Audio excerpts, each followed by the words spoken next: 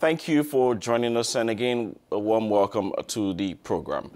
The executive body of South Africa's ruling ANC, the African National Congress that is set to meet this Monday to finalize talks on the future of President Jacob Zuma, who is under growing pressure to step down.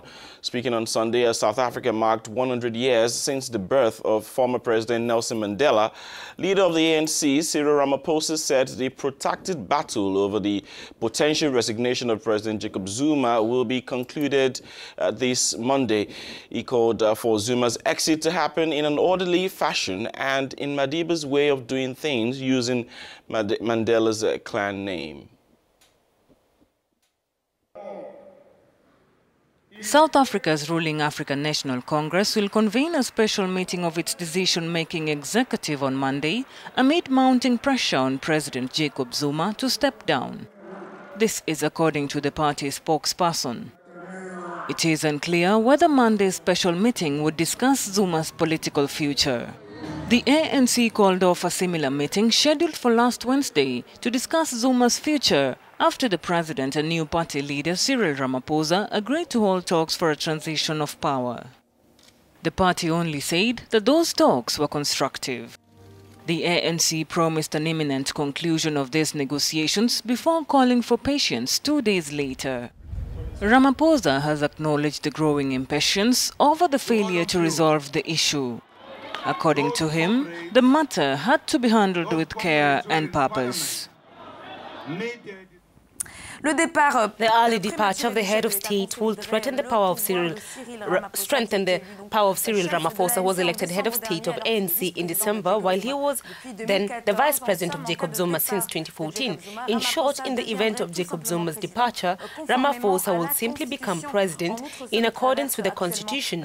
Moreover, what the ANC is currently experiencing is not a first. A similar scenario was taking place in 2008. Thabo Mbeki, the then president, left his post of president 1 year before the end of his term after the ruling party formally requested his resignation for allegations of abuse of power. His deputy then took over until Zuma led the party to another victory in 2009, I beg your pardon.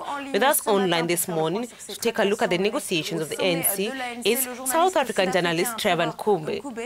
Hello, Trevor. South Africans have been held in suspense since last week. They expected a resignation from the head of state, and this is not happening. What is expected after the ANC Executive Committee meeting today?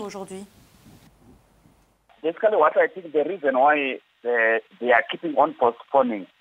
Remember, the Fed should have been announced last week or soon before SONA. But they decided to cancel so that they prepare negotiations. And now negotiations are continuing, going. We were expecting that maybe yesterday or last week, something should have been said. What it is simply means is that the negotiation between the vice president, which is Cyril Ramaphosa, and Jacob Zuma, who is the president at this point, they are not coming into an agreement. So what I expect is, the president is still putting something on the table. Say, for me to exit, I need 1, 2, 3, 4. And it's something that is difficult.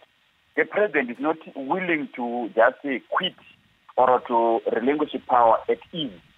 He is afraid maybe of something that is going to come after him. But basically what I think now, they are going to recall him. I don't see exercising until Friday next week. I think maybe from the meeting that's going to happen tomorrow, which is the BT Center, I believe somewhere the president is going to be called. That's what I think that is going to be the outcome of that meeting tomorrow. That is the view that I have. And we're seeing this on the ground. Now they are calling the National Working Committee, which is the body that can make better decisions. At the end of the day, the outcome here is to push the president to be recalled. Because if one is not going to resign. Trevor, let's look at Zuma's future political prospects. What options does he have, and is there anything specific he wishes to accomplish before he will maybe bow out? Remember, here the background, as a matter of background, Thabo Mbeki resigned quickly after he was recalled because he had a clean sheet, he had no criminal record, he had nothing. that he was afraid of. But here the president, remember, his background, he has a lot of cases. He has a lot of criminal records that are pending in the court. So he is negotiating that if I can go out, the government, the party should provide immunity to him. That those cases, maybe they are going to be not to be pursued. That is what his demand. He is asking for his security after his departure. There is nothing much he wants. He does not need it. And also here the government saying if the party is saying to him, if he quits on his own, he is going to benefit, he is going to come with the presidential benefits. But if he is recalled or if he is impeached, he is not going to have any benefit.